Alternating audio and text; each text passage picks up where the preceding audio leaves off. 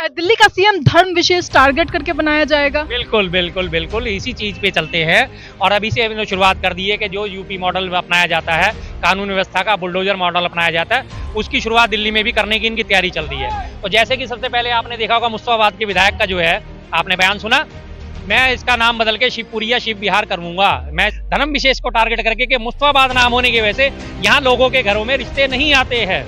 अगर ये बात होती तो यहाँ सारे पुरानी दिल्ली में सारे कुंवारे घूम रहे होते, जामा मस्जिद के इलाके में सारे कुंवारे घूम रहे होते, जितने हिंदू कम्युनिटी यहाँ की सारी कुंवारी घूम रही होती, क्योंकि वो अपने आप को कानून से ऊपर समझते हैं, जो कि गलत चीज़ है। हर व्यक्ति को कानून का सम्मान करना चाहिए। और आप तो जबकि वैधानिक पद पे है, आप चुने हुए विधायक हैं, तो आपको ये हरकतें शोभा नहीं देती, आपको बाहुबली बनना दिल्ली में शोभा नहीं देता। आप जो बात है वो चले। और इसे कहते हैं ना, जब नाश मनुष्य पर छाता है पहले विवेक मर जाता है। तो अमानतुल्लाह खान साहब का जो है इस तरह से विवेक मर चुका है, वो इस तरह की उल्टी सीधी हरकतें कर, ये चीज़ गलत है। उन्होंने अपने निगम पार्षद रहते हुए सबसे पहले अपने इलाके में जाके उन्होंने हिंदू मुस्लिम करना शुरू करा था। ठेलियों पे जाके झंडियां लगवाई, ठेलियों पे नाम लिखवाया, तू हिंदू है तो हिंदू अपना नाम लिख, तू मुसलमान है तो तू मुसलमान अपना नाम लिख, वरना तू अपना काम नहीं कर पाएगा। जो विधायक पद से जीत भी गए हैं, उन्होंने मोदी जी के एक बार पाँव छुए थे, मोदी जी ने बदले में 3 बार उनके पाँव छुए।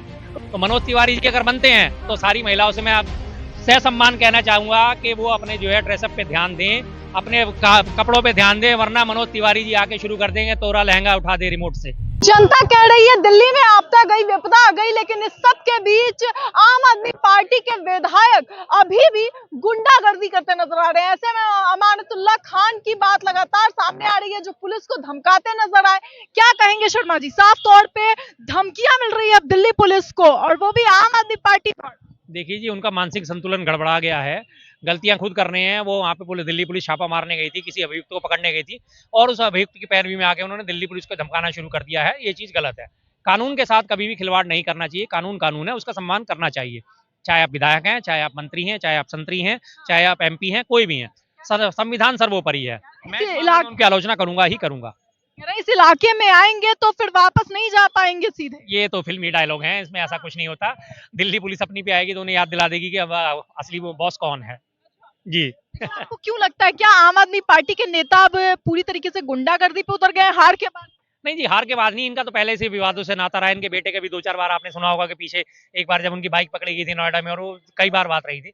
वो अपने आप को कानून से ऊपर समझते हैं, जो कि गलत चीज़ है। हर व्यक्ति को कानून का सम्मान करना चाहिए। और आप तो जबकि वैधानिक पद पे है, आप चुने हुए विधायक हैं, तो आपको ये हरकतें शोभा नहीं देती, आपको बाहुबली बनना दिल्ली में शोभा नहीं देता। आप जो बात है वो चले। और इसे कहते हैं ना, जब नाश मनुष्य पर छाता है पहले विवेक मर जाता है। तो अमानतुल्लाह खान साहब का जो है इस तरह से विवेक मर चुका है, वो इस तरह की उल्टी सीधी हरकतें करें, ये चीज़ गलत है। जो चीज़ कानून के दायरे की है वो कानून के दायरे की, गलत है तो गलत है, सही है तो सही है। अगर किसी सही के खिलाफ दिल्ली पुलिस आपके ऊपर अननेसेसरी प्रेशर डालती और फिर आप ये बात उठाते, तो हम दिल्ली पुलिस की आलोचना करते। लेकिन इस मामले में दिल्ली पुलिस अपने पक्ष में बिल्कुल सही है। बाहुबली नेता की बात कही आपने, क्या लगता है दिल्ली में सीएम कौन आएगा? देखिए जी, दिल्ली में CM की स्पष्ट अभी तो स्थिति कोई स्पष्ट नजर नहीं आ रही कौन बनेगा। लेकिन मैं इनके इतिहास पे नजर डालता हूं तो हमेशा चौंकाने वाले, पिछले 3-4 बारों से लगातार जो है वो इस तरह से चौंकाने वाले फैसला लेते हैं कि जो पहली बार का विधायक चुनाव होता है, उसे मोहन सिंह यादव हुए या हमारे राजस्थान के मुख्यमंत्री हुए और छत्तीसगढ़ के मुख्यमंत्री हुए, सब पहली बार चुन के आए थे, बड़े बड़े दिग्गज धराशायी हो गए थे। तो इस बार दिल्ली में भी कुछ ऐसा ही होता नजर आ रहा है। लेकिन जैसे मैं आकलन करता हूँ, मुझे बार बार मैं लग रहा है कि मुझे लग रहा है पटपड़गंज के जो विधायक है उनकी शायद किस्मत खुलेगी, क्योंकि मोदी जी के फेवरेट हैं वो। मोदी जी ने बकायदा 3 बार उनके पैर छुए, और सबसे पहले दिल्ली में हिंदू मुस्लिम के अलग जगाने में सबसे पहला योगदान उनका था। सबसे पहले उन्होंने अपने निगम पार्षद रहते हुए सबसे पहले अपने इलाके में जाके उन्होंने हिंदू मुस्लिम करना शुरू करा था। ठेलियों पे जाके झंडियां लगवाई, ठेलियों पे नाम लिखवाया, तू हिंदू है तो हिंदू अपना नाम लिख, तू मुसलमान है तो तू मुसलमान अपना नाम लिख, वरना तू अपना काम नहीं कर पाएगा। और इसलिए उन्हीं बातों से प्रभावित हो गए, उन्हें विधायकी का टिकट दिया गया। आज वो विधायक पद से जीत भी गए हैं। उन्होंने मोदी जी के एक बार पाँव छुए थे, मोदी जी ने बदले में 3 बार उनके पाँव छुए। तो हो सकता है, मुझे लग रहा है उनकी किस्मत ना खुल जाए। ये तो लेकिन फिर से वो तो वही बात हो गई कि लोग मोदी जी के गुणों का बखान करते हैं उसमें, कि ये भी गुण है। मोदी जी के गुणों को तो सारी दुनिया बखान करती है। जितने भी मोदी जी के समर्थक हैं, हमेशा उनके लिए तो मोदी जी हर चीज़ के लिए मास्टर स्ट्रोक होते हैं। चाहे वो फ्रांस में जाके बेइज्जती करा रहे हैं, उनका फ्रांस का राष्ट्रपति उनसे हाथ नहीं मिला रहा हो, वो भी उनके लिए मास्टर स्ट्रोक है। चाहे वो ट्रंप जो है उन्हें अपने शपथ ग्रहण समारोह में ना बुला रहा हो, तब भी तमाम मीडिया चैनल क्या कहते हैं, अरे नहीं, अभी तो ट्रंप के शपथ ग्रहण समारोह में भीड़ बहुत थी, इसलिए मोदी जी को अकेले में बुलाया जाएगा, अकेले में। मैडम, मेरे घर में शादी है, मेरे बेटे की शादी है, बारात में बहुत भीड़ हो जाएगी, प्लीज आप मत आना, मैं आपको बाद में इन्वाइट करूंगा। है कितना बढ़िया रहेगा ना। जी। क्या लगता है दिल्ली का सीएम धर्म विशेष टारगेट करके बनाया जाएगा? बिल्कुल बिल्कुल बिल्कुल इसी चीज पे चलते हैं। और अभी से इन्होंने शुरुआत कर दी है कि जो यूपी मॉडल अपनाया जाता है, कानून व्यवस्था का बुलडोजर मॉडल अपनाया जाता है, उसकी शुरुआत दिल्ली में भी करने की इनकी तैयारी चल रही है। तो जैसे कि सबसे पहले आपने देखा होगा मुस्तफाबाद के विधायक का जो है, आपने बयान सुना, मैं इसका नाम बदल के शिवपुरी या शिव विहार करूंगा, मैं इसे करवाऊंगा। मोहन सिंह अभी तो विधायक की पद की शपथ भी नहीं लिए उन्होंने, शपथ ग्रहण समारोह भी नहीं हुआ है। जीतते उन्होंने सबसे पहले क्या कहा कि मैं इसका नाम बदलवाऊंगा।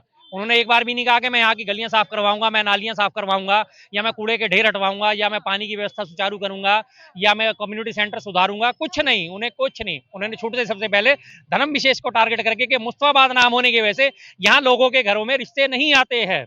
अगर ये बात होती तो यहाँ सारे पुरानी दिल्ली में सारे कुंवारे घूम रहे होते, जामा मस्जिद के इलाके में सारे कुंवारे घूम रहे होते, जितने हिंदू कम्युनिटी यहाँ की सारी कुंवारी घूम रही होती, क्योंकि जामा मस्जिद मुस्लिम बहुल इलाका है, सीलमपुर मुस्लिम बहुल इलाका है, ओखला जामिया में मुस्लिम बहुल इलाका है, वहाँ के सारे हिंदू आज तो कुंवारे घूम रहे होते, क्योंकि वहाँ भी लोग रिश्ता लेके नहीं जाते। क्या बात जोड़ी उन्होंने कि मुस्तफाबाद में इसलिए रिश्ता नहीं आता क्योंकि नाम मुस्तफाबाद है, लोग कहते हैं तुम तो मुस्लिम इलाके में रहते हो। क्या शानदार बात करिए भाई। क्या लगता है आपको सीएम के कौन कौन अहम चेहरे होंगे, क्योंकि फिर मनोज तिवारी आ जाते हैं, परवेश वर्मा आ जाते हैं, महिला सीएम में भी कोई हो सकता है? देखिए जी, महिला सीएम की बात तो करी जा रही है, लेकिन मुझे नहीं लगता किसी भी महिला को सीएम बनाया जाएगा। अब रही बात मनोज तिवारी जी की, तो मनोज तिवारी जी अगर बनते हैं तो सारी महिलाओं से मैं आप सहसम्मान कहना चाहूंगा कि वो अपने जो है ड्रेसअप पे ध्यान दें, अपने कपड़ों पे ध्यान दें, वरना मनोज तिवारी जी आके शुरू कर देंगे तोरा लहंगा उठा दे रिमोट से। ध्यान रखें इन चीज का। वो अगर वो इस तरह के लोग अगर हमारी सत्ता में आते हैं और मुख्यमंत्री बनते हैं तो आगे से दे वो पीछे से वो, मैं आपके सामने बोलना भी बुरा लग रहा है मुझे, और वो इस तरह के गानों को प्रमोट करने वाले लोग हैं, तो क्या उनकी स्त्रियों के लिए मानसिकता है, वो किस तरह की मानसिकता रखते हैं? अगर ऐसे लोग अगर मुख्यमंत्री पद को सुशोभित होंगे तो भाई फिर इस देश का भगवान ही मालिक हो सकता है। लगता है आपको दिल्ली में महिला सीएम के लिए कह रहे हैं लोग कि स्मृति ईरानी भी आ सकती है? बहुत पहले सीरियल आता था स्मृति ईरानी जी का, वो कौन सा था, सास भी कभी बहू वाला था। हाँ जी, उसे बंद हुए काफी टाइम हो गया। अगर वो दिल्ली में आ जाती है तो अब फिर से दिखना वही शुरू हो जाएगा। रोज आपको नए ड्रामे देखने को मिलेंगे, रोज आपको नई हरकत देखने को मिलेगी। आपको बिना बिना पैसे दिए, बिना केबल कटवाए आप केबल कटवा सकते हैं। रोज आपको नया नया ड्रामा देखने को मिलेगा अगर स्मृति ईरानी जी आती हैं तो। जी जी, ड्रामा क्वीन है जी। मतलब आप ही इसमें है कि नौटंकी वालों को दूर रखना है? बिल्कुल जाहिर सी बात है, लेकिन बीजेपी तो चाहती है कि कोई नौटंकी सीएम बने, ताकि रोज रोज वो मुख्य मुद्दों से ध्यान हटका के उनकी नौटंकियों पे ध्यान केंद्रित रहे लोगों का, जनता का, और उसी बारे में आप और हम लोग जो है इस बारे में चर्चा करते रहे। उनसे उनसे कभी माइक लगा के ये ना पूछा जाए कि आपने यमुना का साफ करने का वादा करके आप आए थे, यमुना कितनी साफ हुई है? आप प्रदूषण खत्म करने का वादा करके आए थे, प्रदूषण कितना कम हुआ? आप कूड़े के पहाड़ जो है कम करने आए थे, वो कूड़े के पहाड़ कितने कम हुए? दिल्ली में स्वास्थ्य सेवा का क्या हाल है? आप उसमें माइक लगा के सवाल ना कर सके, रोज वो नया कोई एक नया ड्रामा क्रिएट कर देंगी और मीडिया चैनल तमाम उसी बात पे केंद्रित हो जाएगा। जी, सुप्रीम कोर्ट ने फ्री बीज पे साफ तौर पे अपना फैसला दे दिया है, कैसे देखते हैं? और थोड़ा जनता को समझाइए कि क्या है। जी, जी, अभी फैसला नहीं दिया, अभी सिर्फ उन्होंने एक तल्ख टिप्पणी करी है। जी, जी, एक वो उनपे जनहित याचिका दायर हुई है कि फ्रीबीज बंद होने चाहिए। लेकिन जब तमाम राज्यों के चुनाव निपट गए हैं, बड़े-बड़े राज्यों के चुनाव निपट गए, केंद्र के चुनाव निपट गए, अब जाके उनकी वो टिप्पणी आ रही है। आज करीब 22 राज्यों में भाजपा की सरकार हो चुकी है और 22 के 22 राज्यों में वो फ्रीबीज का ऐलान करके सत्ता में आई है। अब सारी की सारी राज्यों में अगर वो फ्रीबीज जितनी उन्होंने घोषणाएं करी है, उनको अगर वो देने लगे तो उनके खजाने खाली हो जाएंगे, कर्जे में सारी सरकारें डूब जाएंगी। अब उससे निकालने के लिए सबसे बढ़िया सुप्रीम कोर्ट का सहारा लिया गया है, जिसे मैं बार-बार कहता हूं कि हमारी जो है सुप्रीम कोर्ट में, जुडिशरी में भी जंग लगा हुआ है, और ये बात इसी बात से साबित हो जाएगी। आप आने वाले 1 या 1.5 महीने में देखिएगा, सुप्रीम कोर्ट आदेश पारित करेगा, तमाम फ्रीबीज बंद होनी चाहिए, और बीजेपी तमाम सरकारें हाथ खड़ी करके कह देंगी साहब सुप्रीम कोर्ट के ऑर्डर है, अब हम आपको फ्री नहीं दे सकते क्योंकि सुप्रीम कोर्ट के ऑर्डर है। और सुप्रीम कोर्ट का हम सम्मान करते हैं, संविधान का हम सम्मान करने वाले लोग हैं। संविधान ने ये बात कही है, सुप्रीम कोर्ट ने आदेश पारित करा है, तो हम इस आदेश के खिलाफ नहीं जाएंगे, इसलिए फ्रीबीज बंद करी जाती है बस। जो वादा है 2500 का, 300 यूनिट बिजली का, उसका क्या होगा? बिल्कुल यही होगा ना, सुप्रीम कोर्ट के ऑर्डर का हवाला दिया जाएगा कि भाई सुप्रीम कोर्ट तो सर्वोच्च संवैधानिक संस्था है, सुप्रीम कोर्ट के ऑर्डर को आप कैंसिल नहीं कर सकते। सुप्रीम कोर्ट के आप ऑर्डर सरकारों को भी मानने पड़ते हैं। केंद्र सरकार के खिलाफ भी अगर सुप्रीम कोर्ट का फैसला जाता है तो केंद्र सरकार को भी मानना पड़ता है, राज्य सरकारों के खिलाफ जाएगा, राज्य सरकार को भी मानना पड़ेगा, जब तक समय में अध्यादेश ना लाएं। और वो अध्यादेश नहीं लाएंगे क्योंकि ये अध्यादेश लाना उनके फेवर में नहीं होगा। दिल्ली में अध्यादेश लाया गया था जब सुप्रीम कोर्ट ने दिल्ली सरकार के हक में फैसला दिया था, तो उसे रातों रात अध्यादेश लाके पलट दिया गया था क्योंकि वो उनके हक में नहीं जा रहा था। अब ये उनके हक में जाएगा कि तमाम राज्यों में उन्होंने घोषणाएं तो बहुत बड़ी बड़ी कर रखी हैं, अगर वो सारी घोषणाएं पूरी करने लगे तो खजाना महीनों में ही खाली हो जाएगा। 5-5 साल तो बड़ी दूर की बात है। दिल्ली का उदाहरण देके आपको बताता हूँ कि दिल्ली में 1,60,00,000 वोटर दिल्ली में टोटल, उसमें से 18 साल से ऊपर की वयस्क महिलाएं करीब करीब 80 लाख। अब बीजेपी ने घोषणा करी कि 2500 रुपए महीना देंगे, यानी कि 80 लाख महिलाओं को 2500 रुपए महीना अगर वो देते हैं तो 20,000 करोड़ रुपए का बजट बनता है। और दिल्ली का टोटल साल का बजट जो है वो मात्र 72,000 करोड़ का है, यानी 20,000 करोड़ के हिसाब से अगर उन्होंने 2500 रुपए महीना सबको देना शुरू करा तो 5 महीने में दिल्ली का खजाना खाली। 6ठे महीने उनके पास काम करने के लिए कुछ नहीं होगा, वेतन देने के लिए नहीं होगा, कहां से देंगे? 80 लाख महिलाओं को वादा तो कर दिया है, तो इसी चीज से बचने के लिए अब सुप्रीम कोर्ट का सहारा लिया जाएगा। जी, लिया जाएगा, यानी कि आपको लग रहा है अंगूठा दिखा दिया जाएगा दिल्ली के? बिल्कुल बिल्कुल बिल्कुल, हवाला सुप्रीम कोर्ट का दिया जाएगा कि सुप्रीम कोर्ट ने कहा है, इसलिए हम सुप्रीम कोर्ट के आदेश के खिलाफ नहीं जा सकते, क्योंकि हम सुप्रीम कोर्ट का सम्मान करने वाले लोग हैं। और उसमें भी तमाम मीडिया चैनल कहेंगे अरे वाह, master stroke, master stroke, master stroke. Supreme court का सम्मान करा, इसलिए सरकारें बेबस हो गई हैं। अगर सुप्रीम कोर्ट ऐसा नहीं कहता तो सरकार तो अपना वादा पूरा करने के लिए तैयार थी।